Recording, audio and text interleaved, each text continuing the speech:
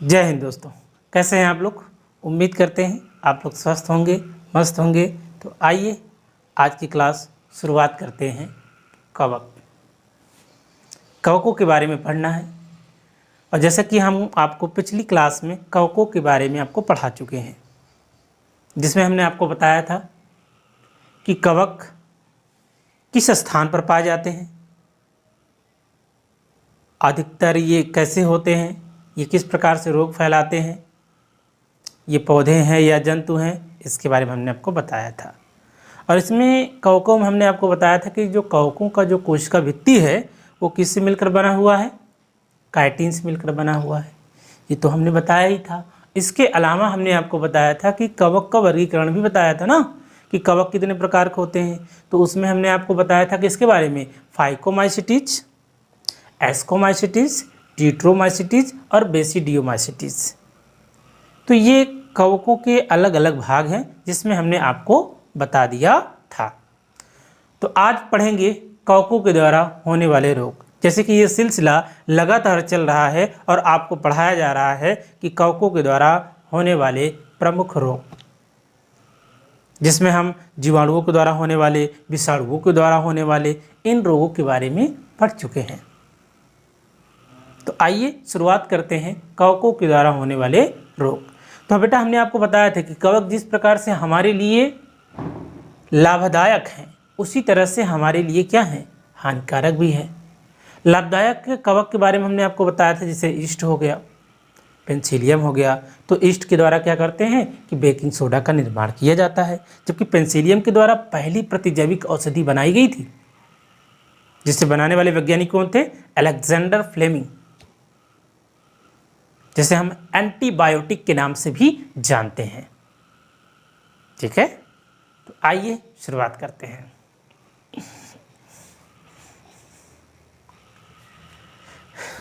Number 1 है बेटा आपका एथलीट फुट रोग। एथलीट फुट रोग होता है, फुट का मतलब पैर, एथलीट ना, उसी के बारे में पढ़ना है। तो जो एथलीट रोग होता है, जो एथलीट रोग होता है, उसमें क्या होता है कि जब बहुत ज़्यादा किसी भी शरीर के अंग में या नमी हो या हमेशा वो पानी में भीगा हो, तो क्या होता है कि वहाँ पर एथलीट फुट हो जाता है। और उसका जिम्मेदार क्या है, कवक। कौन सा कवक है, ट्राइकोफाइटान। क्या, ट्राइकोफाइटान। और ट्राइकोफाइटान के कारण बेटा दाद भी हो जाता है, जिसे हम रिंग वार्म जानते हैं। जो रिंग वार्म होता है, जो दाद होता है, वो क्या होता है कि जैसे भीगा हुआ कपड़ा है उसे पहन लिए। और दूसरी बात है कि कपड़ा अगर गंदा है, साफ़ सुथरा नहीं है और कपड़े में हमेशा नमी है, तो उसके वजह से क्या होते हैं कि वहाँ पर ट्राइकोफाइटान उग जाते हैं, जिसके परिणाम स्वरूप होता क्या है, दाद हो जाता है। लेकिन जहाँ पर नमी होती है ना, तो यहाँ पर ये ज़्यादा उग जाते हैं, और जिसके कारण जो है कि ट्राइकोफाइटान जो है एक्टिव हो जाता है। और एक है टीनिया पेडिस, एक ऐसा परजीवी है जो आपके बालों की जड़ों में रहता है। जैसे बाल में अगर गीलापन है तो क्या होता है कि इसकी मात्रा बढ़ जाती है, जिसकी वजह से ये क्या करता है कि धीरे धीरे बाल को तोड़ना शुरू कर देता है, जिसकी वजह से बाल टूटना शुरू हो जाते हैं। हालांकि बाल टूटने के और भी कई रीज़न हैं, वो जेनेटिक की वजह से हो सकता है, हार्मोन्स की वजह से हो सकता है, विटामिन के कारण भी हो सकता है। आइए शुरुआत करते हैं, आगे देखते हैं। तो बेटा एथलीट फुट जो रोग है वो ट्राइकोफाइटोन और या टीनिया पेडिस के कारण होता है। संचार का माध्यम क्या है कि यह फैलता कैसे है, संक्रमित मृदा से। यदि ट्राइकोफाइटान के जो स्पोर्स हैं अगर वो मिट्टी में पाए जाते हैं तो उसके कारण से यह क्या करते हैं कि जीवों को प्रभावित करते हैं। तो संचार का माध्यम क्या है, संक्रमित मृदा। संक्रमित का मतलब होता है कि जिसमें ट्राइकोफाइटान की मात्रा क्या होती है, पाई जाती है। तो संक्रमित मृदा जो है, इसका जो है कि संचार माध्यम है, जिसके माध्यम से क्या होता है कि मनुष्य के एक व्यक्ति से दूसरे व्यक्ति में फैलता है। संचार माध्यम क्या है, संक्रमित मृदा। संक्रमित अंग मतलब इस रोग से कौन से अंग प्रभावित होते हैं, त्वचा के मुलायम हिस्से, विशेषकर अंगुलियों के बीच हिस्से, मतलब कहने का मतलब है कि ये शरीर के उन भागों को प्रभावित करते हैं जो बहुत ही सॉफ्ट होते हैं, बहुत ही मुलायम होते हैं, तो उसको प्रभावित करते हैं। और होता क्या है ना कि जैसे ये उंगली है ना, तो उंगली में जो ये निशान बना हुआ है यहाँ पे यहाँ पे यहाँ पे जो ये निशान बना हुआ है ना, तो इसी में क्या हो जाता है, कट जाता है। कई बार देखो कि यहाँ भी हो जाता है ना, यहाँ कट जाता है कान के पास। और जो जो पाँव की जो उंगलियाँ हैं उसके बीच में जो जगह है वहाँ भी कट जाता है। तो ऐसे रोगों को हम बोलते हैं एथलीट फुट रोग, जो होता है ट्राइकोफाइटन के कारण। तो इस रोग से बचाव है उचित साफ सफाई या फिर नमी नहीं होना चाहिए। क्या नहीं होना चाहिए? नमी नहीं होना चाहिए। बात क्लियर है? कोई दिक्कत है? अगर आपसे ये पूछा जाता है कि एथलीट फुट रोग होता है किसकी वजह से? ट्राइकोफाइटन की वजह से। दांत खाज खुजली जो होती है वो किसकी वजह से होता है? ट्राइकोफाइटन की वजह से। ठीक है, इसके अलावा इसमें टेनिया पेडिस भी है। तो इसका जो संचार का जो माध्यम है वो क्या है? संक्रमित मृदा है।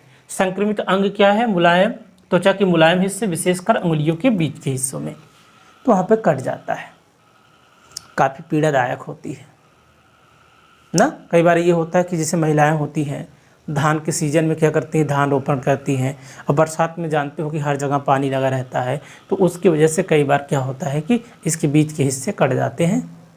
मान लो जैसे सॉक्स पहने हो, सॉक्स में अगर गीलापन है, ठीक प्रकार से सूखा नहीं है, या गर्मी का समय है तब अगर भीगा हुआ है, तब उसकी वजह से भी हो जाता है। देखो बेटा, किसी भी रोग से बचाव जो है कि बेहतर इलाज है। अगर आप जो है बचाव कर लेते हैं तो जो है कि फिर आप सुरक्षित भी रहेंगे और इलाज की ज़रूरत भी नहीं पड़ेगा। तो कहने का मतलब है कि बचाव बहुत ज़रूरी होता है। कवक हमारे आसपास जो है स्पोर्स के रूप में मौजूद होते हैं। वो वायु में हो सकते हैं, नमी में हो सकते हैं, कपड़े में हो सकते हैं, फर्श पे हो सकते हैं, हर जगह तो हैं। नेचर ने इसलिए बनाया ही है ताकि जो भी पदार्थ अगर फेंके जाएं तो उन्हें सड़ा गला कर क्या करो, नष्ट कर दो। जब बेचारे ज़्यादा भूखे रहते हैं तो इंसान के ऊपर अटैक कर देते हैं और इंसानों को बीमार कर देते हैं, है ना। आइए देखते हैं अगला है नंबर 2 है जो कवकों के द्वारा होने वाला जो रोग है वो है बेटा एस्परजिलस। क्या है? एस्परजिलस जो रोग है उसका जो कवक है उसकी कुछ प्रजातियां हैं यहाँ पर। तो जैसे एस्परजिलस प्रजाति के कवक, जैसे यहाँ पर एस्परजिलस प्लेवस और एस्परजिलस फ्यूमिगेटस और एस्परजिलस नाइजर, ये सभी एस्परजिलस जैसे रोग को फैलाते हैं। अब बेटा इस रोग का नाम जल्दी सुना नहीं होगा, लेकिन अगर इसके लक्षण देखोगे तो पहचान जाओगे कि इनके लक्षण क्या हैं। तो इनके जो लक्षण हैं वो क्या हैं कि इसमें लक्षण जो है, इसमें दम घुटता है। क्या होता है? दम घुटता है। दम घुटने का मतलब है कि आपको सांस लेने में समस्या हो सकती है ना, और यह रोग फेफड़ों का रोग है। तो मान लो कि अगर इस कवक का जो स्पोर्स है अगर वो आपके बॉडी के अंदर इंटर कर जाता है तो आपके लंग्स को प्रभावित करता है। अगर आपका लंग्स प्रभावित होता है तो आपको ब्रीदिंग में समस्या होगी, सांस लेने में समस्या होगी, है ना। तो कुछ मैं कह रहा दम घुटना, दम घुटने का मतलब सांस रुक रही है ना, तो वहाँ दम घुटता है। और दूसरा क्या है? महक ना आना। ठीक है, महक ना आने का मतलब है कि इसमें जो भोजन का जो टेस्ट होगा, जो किसी भी पदार्थ का जो स्वाद होगा, जो महक होगा, वो नहीं आएगा। भाई जब आपका नासा गुहा ही प्रभावित हो जाएगा, ठीक है, तो आपको महक कहाँ से आएगा बेटा, कहाँ से मिलेगा आपको? हाँ, और इसमें जो प्रभावित अंग हैं वो क्या है? फेफड़े हैं, महत्वपूर्ण अंग है, क्योंकि फेफड़ों के द्वारा क्या करते हैं कि हमारे बॉडी में ऑक्सीजन पहुँचती है, और ऑक्सीजन हमारे बॉडी में पहुँच कर क्या करती है? ग्लूकोज को तोड़ देती है, और तोड़ने के बाद उस ग्लूकोज से हमें क्या मिलता है? ऊर्जा मिलता है। जब हमारे फेफड़े ही प्रभावित हो जाएंगे तो बॉडी में ऑक्सीजन का लेवल घट जाएगा, जिससे हमारी बॉडी में क्या होगा? एबनॉर्मलिटी हो जाएगी। मतलब कहने का मतलब है कि आपको दम घुटने लगेगा, दम घुटना। ठीक है, अच्छा दम घुटना चलो ठीक है, मान लो कि कवक की वजह से हो जाता है, लेकिन कुछ लोग क्या करते हैं कि बीड़ी, सिगरेट, तंबाकू, नशा आदि के द्वारा भी अपने लंग्स को खराब कर लेते हैं। इसमें तो कवक जिम्मेदार नहीं है, इसमें जो जिम्मेदार हैं वो स्वयं है। मनुष्य क्या करता है कि इस चीज़ को वो स्वयं बनाता है। बीड़ी, सिगरेट, इसकी सहायता से खराब कर लेता है। बाकी नेचर तो बनाया ही है आपको प्रभावित करने के लिए। जब आप अपने आप को पहले से ही प्रभावित कर लोगे तो कवक उस पर पूरी तरह से हावी होगा। वो तो समझे रहे भैया मूर्ख आदमी है, इसके ऊपर अटैक करो, इसको खत्म करो, है कि नहीं। कवक तो यही समझेगा कि मूर्ख आदमी है, पहले से बीड़ी सिगरेट पी रहा है, इसके ऊपर अटैक करो, इसको ख़त्म कहानी करो, इसे मारने में कोई दिक्कत नहीं होगी, क्योंकि जानता है ना कि ये पहले से कमज़ोर है। और जब कमज़ोर है तो तभी तो नशा कर रहा है, कमज़ोर है तभी नशा कर रहा है, अगर मजबूत हो तो नहीं करता। इसलिए कवक क्या करता है कि अटैक कर देता है, चलो भाई इसको ख़त्म कर दे हैं। और दूसरी आदत है कि साफ सफाई ना रखना, है ना। तो कवक ऐसी जगह पर फैलते हैं जहाँ पर खास कर जो है कि नमी होती है, जहाँ पे नमी होगी वहाँ पर ये फैलते हैं बच्चों। बात समझ में आ रही है। आइए आगे देखते हैं। यहाँ पर हो गया बेटा एथलीट फुट रोग हो गया, एस्परजिलस रोग हो गया, इन दोनों के बारे में हमने बता दिया। तो इससे प्रभावित होते हैं आपके लंग्स, फेफड़े। आइए नंबर 3 जानते हैं कि क्या है। नंबर 3 ये वाला एप्लोटॉक्सिन। इसका नाम ही सुन के लग रहा है कि एप्लोटॉक्सिन मतलब विष। ऐसे कुछ कवक होते हैं जो आपकी बॉडी में क्या करते हैं,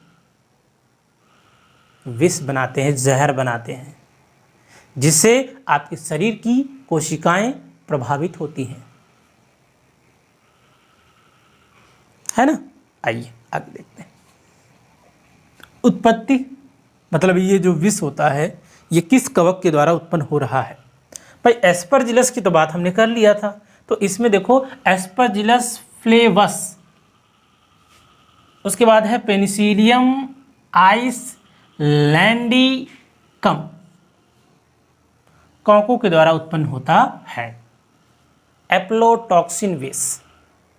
इसका जिम्मेदार जो कवक है यही है, एस्परजिलस फ्लेवस है और पेनिसिलियम आइसलैंडिकम है। संचार का माध्यम क्या है, मक्का, मूंगफली आदि फसलें। मक्का, मूंगफली हालांकि ये बहुत ही फ़ायदेमंद होते हैं। जैसे मक्का की बात करें तो इसमें प्रोटीन जो है वो प्रचुर मात्रा में पाया जाता है, और ख़ास बात है कि ये मोटे रेशे हैं जो आपके पाचन क्रिया को सही कर देते हैं। मूंगफली भी, मूंगफली का तेल भी निकलता है। उसके अलावा जो है कि मूंगफली में फैट की मात्रा होती है। इसके अलावा कई विटामिन भी मूंगफली के अंदर क्या होते हैं, उपस्थित होते हैं। तो मक्का हो गया, मूंगफली हो गया आदि फसलें। तो इन फसलों में ठीक है के द्वारा किसको प्रभावित करते हैं, यकृत को। और यकृत में क्या उत्पन्न होता है, कैंसर। तो हम यहाँ लिख सकते हैं बेटा प्रभावित अंग, प्रभावित अंग।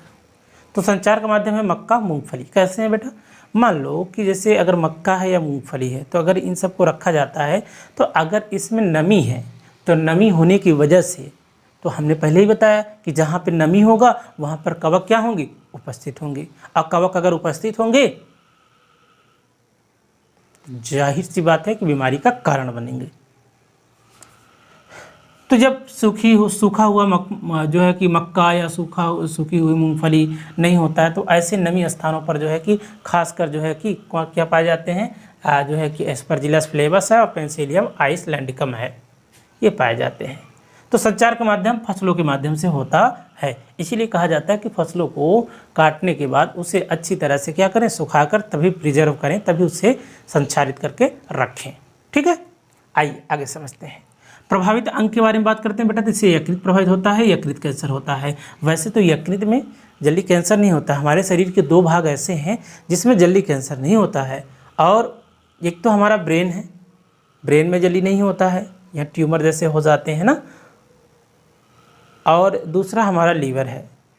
अब दोनों एक दूसरे के विपरीत हैं। हमारा जो ब्रेन है, जो हमारा यकृत है, वो दोनों क्या हैं, एक दूसरे के विपरीत हैं। विपरीत इसलिए है बेटा क्योंकि जो हमारे शरीर में सबसे तेजी गति से जो अंग अगर विभाजन की क्षमता पाई जाती है, और जिनमें सबसे ज़्यादा पुनरुद्भवन की क्षमता पाई जाती है या पुनर्निर्माण की क्षमता पाई जाती है, तो वो क्या है, यकृत है। जबकि सबसे पुनरुद्भवन की क्षमता सबसे कम किस में होती है, तो वो है ब्रेन, आपका मस्तिष्क है। तो मस्तिष्क की जो सेल्स होती हैं अगर एक बार डैमेज हो गई तो दोबारा रिपेयर होने में समय लेती हैं या फिर होती ही नहीं है। दोनों एक दूसरे विपरीत हैं। तो इससे हो जाता है यकृत का कैंसर। जो यकृत कैंसर है, अगर बात सोचो कि बेटा अगर यकृत को ही काट कर बाहर कर दिया जाए, यकृत ही प्रभावित हो जाए, तो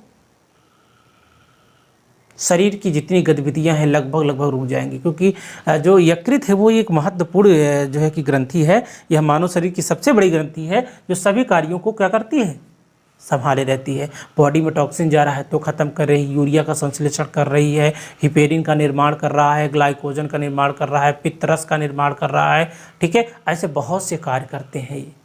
कई प्रकार के विटामिन के भी निर्माण करता है यकृत।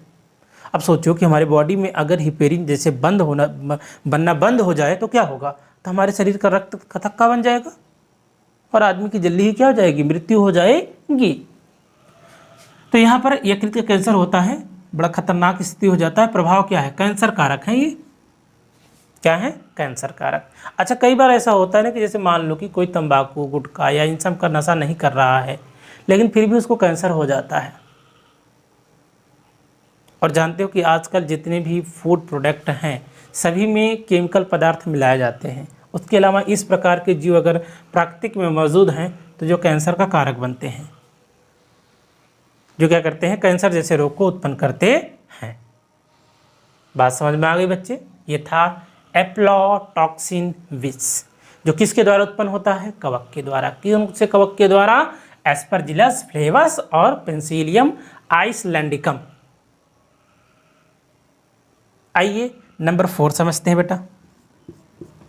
नंबर 4 क्या है, ब्लैक फंगस। बड़ा फेमस नाम है। जब ये कोविड काल आया, जब कोरोना आया, ठीक है, एक विश्वव्यापी महामारी जो भारत ही नहीं पूरे देश को प्रभावित किया कहीं ना कहीं। और जब किसी भी देश में कोई बीमारी आती है तो उसमें जो देश होता है वो आर्थिक रूप से कमज़ोर हो जाता है। हालांकि भारत सरकार ने बहुत ही प्रयास किया इस रोग से लड़ने के लिए। भारत सरकार ही क्यों, पूरा विश्व इस महामारी को झेला है, देखा है, समझा है, जाना है। इसमें बहुत से नुकसान भी हुए हैं, तो बहुत से लोगों ने सीखा भी बहुत कुछ, अगर सीखना चाहा हो तो, है ना। आइए समझते हैं।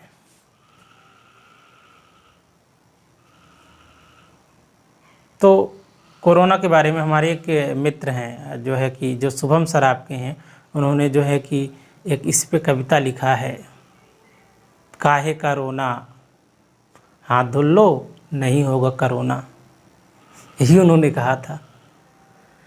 हालांकि कभी आएंगे तुमसे ये कविता आपको ज़रूर आप तक पहुंचाने की कोशिश करेंगे शुभम सर के द्वारा, और आप तक पहुंचेगी ज़रूर ये कोरोना से संबंधित जो भी कविता उन्होंने लिखी है। तो बड़े ही अच्छे टीचर हैं और आपको जो है कि सोशल जीएस जैसे सब्जेक्ट पढ़ाते हैं, आपको भूगोल पढ़ाते हैं, और अपने आप में एक उम्दा टीचर हैं। मैं शुभम सर की बात कर रहा हूँ।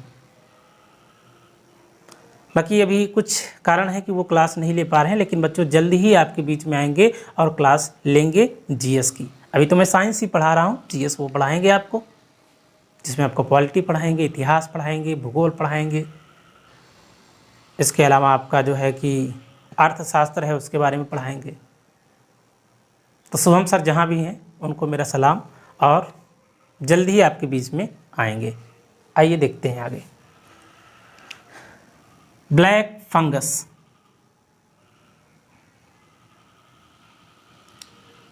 अन्य नाम,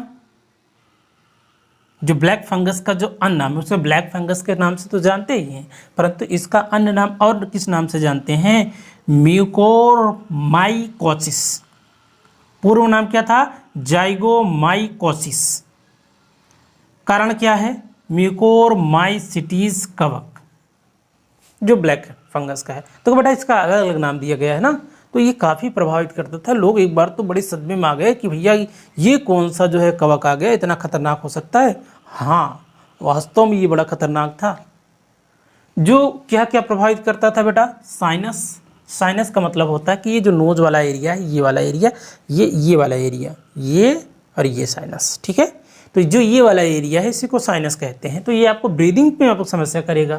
जब ब्रीदिंग में समस्या होगा तो बेटा फेफड़े भी प्रभावित होंगे, उसके अलावा मस्तिष्क भी क्या होगा, प्रभावित होगा ना। सांस लेने में समस्या आ रही साइनस में, फिर इधर फेफड़ा भी प्रभावित हो रहा है, फिर आपका क्या है, मस्तिष्क भी प्रभावित हो रहा है, जो कि मौत का कारण बना। ठीक है, अधिकतर लोगों को इस कवक के द्वारा क्या हुआ, क्षतिग्रस्त हुआ, मतलब काफ़ी लोगों की मृत्यु हो गई। ठीक है, जो बहुत ही अफसोस की बात है। विशेष कोविड-19 के संदर्भ में प्रमुख पोस्ट कोविड रोग बनकर उभरा। मृत्यु दर लगभग इसमें 54% थी, 54%। बहुत मायने रखता है ना 54%, बहुत ज़्यादा प्रभावित किया इसने। ठीक है, अच्छा जब कोविड क्या था ना कि अभी तो हम लोग इस दौर से गुजरे हैं, इस महामारी से उभरे हैं, लेकिन अभी हम कह नहीं सकते कि इसको ठीक प्रकार से हम निपटारा पा चुके हैं, लेकिन सावधानी बरतना बहुत ज़रूरी है, क्योंकि भारत सरकार भी ये कहती है ना कि सावधानी बरतिए, सावधानी हटी दुर्घटना घटी। तो इसके प्रति सावधानी बरतनी चाहिए। अब देखो 54% इसमें हो गया। तो जब ये कोविड जब ख़त्म होने वाला था ना, तो कोविड का जब दूसरा वेरिएंट आया, तो उसके बाद जो है कि बाद में सुनने में आया, न्यूज़ में, पेपर में, अखबार में, ब्लैक फंगस के बारे में सुना गया कि बहुत ही डेंजरस रोग है, जिससे काफ़ी लोगों की मृत्यु हुई, काफ़ी लोगों की क्षति हुई। आइए आगे समझते हैं। तो ये तो रहा ब्लैक फंगस। तो ब्लैक फंगस किसको प्रभावित करता है, साइनस को, नोज वाले, जो नोज वाला एरिया है, उसके अलावा है फेफड़े को प्रभावित करता है, मस्तिष्क को प्रभावित करता है। तो ये तो रहे कवकों के द्वारा होने वाले प्रमुख रोग। यहाँ से आपको कवकों के द्वारा होने वाले रोग जो है समाप्त होता है। उसके बाद थोड़ा कुछ और बता देते हैं आप लोगों को, जैसे खाने योग्य या खाद्य योग्य कवक, जैसे यहाँ पर छत्रक है, जिसे मशरूम के नाम से जानते हैं, या फिर इसे एगारिकस कहते हैं। दूसरा है गुच्छी है, जिसे मार्केला के नाम से भी जानते हैं। इसके अलावा मॉरिल है, ट्रफल है, और प्रकार के जो है कि कवक हैं जो खाने योग्य हो जाते हैं। ठीक है, अगला देखिए, तो यहाँ छत्रक है, तो इसको खाया जा सकता है, और ये है। लेकिन जहरीला कवक की बात करते हैं, तो जहरीला कवक में क्या आता है, अमानिटा और लाइकोपार्डोन। लाइकोपर्डोन। ठीक है, तो खाने योग्य छत्रक है बेटा, और गुच्छी है, जिसे मार्केला के नाम से भी जानते हैं। और जहरीला में अगर आप इसको खा लेते हैं तो बॉडी में पॉइजन बन जाता है, जिसकी वजह से उल्टी आएगी, सर दर्द करेगा, बुखार हो जाएगा, कई कारण बनेगा। देखो ना, जो सड़ी गली लकड़ियों पर उग जाते हैं, जिन्हें हम कुकुरमुत्ता या मशरूम के नाम से भी जानते हैं, है ना, टोड स्टूल के नाम से भी जानते हैं इसे। और दूसरा है आपका लाइकोपर्डोन। उम्मीद करते हैं कि ये क्लास आपको समझ में आई होगी। कवकों के द्वारा होने वाले रोग आपको बिल्कुल समझ में आया होगा। तो मिलते हैं आप लोगों से अगली क्लास में, तब तक के लिए जय हिंद, जय भारत। और एक बात, क्लास से जुड़े रहें, चैनल को सब्सक्राइब करें। मैं लगातार प्रयास कर रहा हूं कि आपको कंटेंट देता जाऊं। अभी बेटा ये सीरीज चल रहा है ना, अब यहाँ पर कवकों के द्वारा हो गया, अब इसके बाद आपको अनुवांशिक रोग पढ़ा देते हैं, कुछ परजीवियों के कारण जो रोग होता है उसको पढ़ा देते हैं, कृमियों के द्वारा जो रोग होता है उसके बारे में पढ़ा देते हैं। लगभग जितने भी रोग हैं उनको हम ख़त्म करके ही मानेंगे, उसको समाप्त कर देंगे। एकदम निश्चिंत रहें, लगातार लगे रहें, और लगातार हम आपको लेक्चर दे रहे हैं। ठीक है, और चैनल को सब्सक्राइब कर लें, शेयर भी कर दें। उम्मीद यही है। आप ना देखें कोई बात नहीं बेटा, लेकिन आप किसी को फॉरवर्ड तो कर सकते हैं, किसी को देख सकते हैं, किसी को तो समझ में आएगी बात, है ना। हालांकि मैं पूरा प्रयास करता हूं कि आपको चीज़ें समझ में आ जाए। ठीक है, जीवन में ऐसे ही आगे बढ़ते रहिए, मेहनत करते रहिए, इसी जोश और खरोश के साथ लगे रहिए, और सफलता आपको ज़रूर मिलेगी। जय हिंद, जय भारत।